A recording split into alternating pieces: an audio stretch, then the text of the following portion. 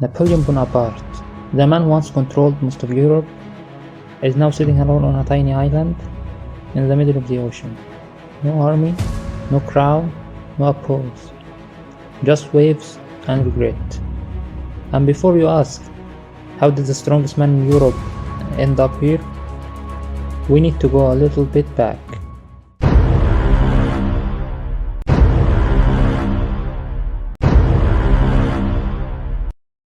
Assalamu alaikum warahmatullahi wabarakatuh, and welcome to New Story.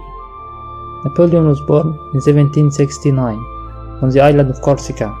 He wasn't born rich, he wasn't born royal, he was just a short kid with a big temper and a huge ego.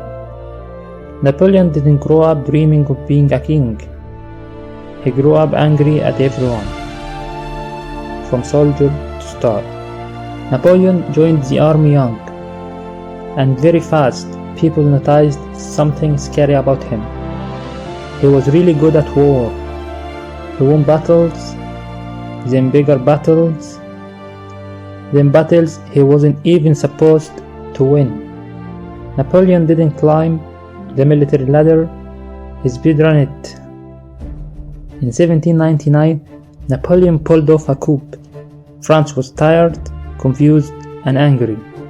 Napoleon said, "Relax guys, I got this."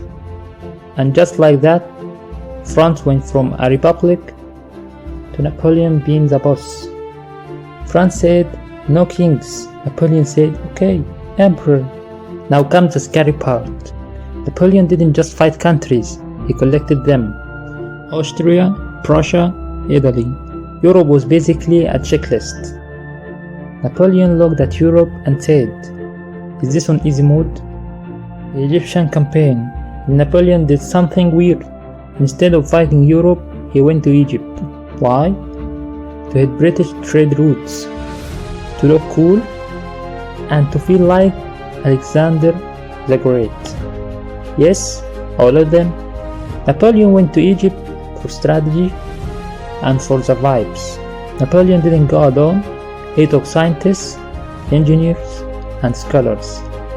That's how the Rosetta Stone was discovered. Napoleon invaded Egypt and accidentally unlocked history. Napoleon started losing ships, then battles, then allies. But Napoleon had one big problem. He never knew when to stop. Napoleon's worst enemy wasn't Europe, it was the world enough. His ambition pushed him too far.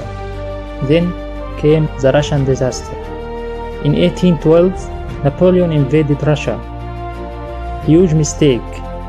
Russia didn't fight him properly. They just burned everything and waited. Cold, hunger, death. Napoleon entered with a massive army and left with almost nothing.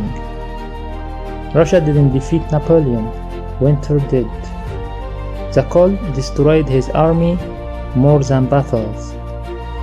Napoleon was defeated and exiled, but he escaped, came back, ruled again for 100 days. Napoleon treated exile like a coffee break. He literally returned and took power again. Then came Waterloo. One battle, one defeat, everything gone. This time, no comeback. Napoleon didn't lose slowly, he lost all at once. Waterloo ended his political and military career completely. Now we're back where we started.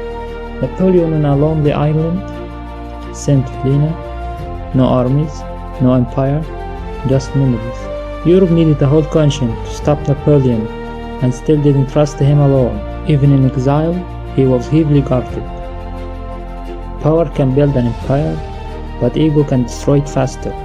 Napoleon didn't fail because he wasn't smart. He failed because he believed he could never lose. Napoleon tried to conquer the world, but in the end, the world made him sit and think.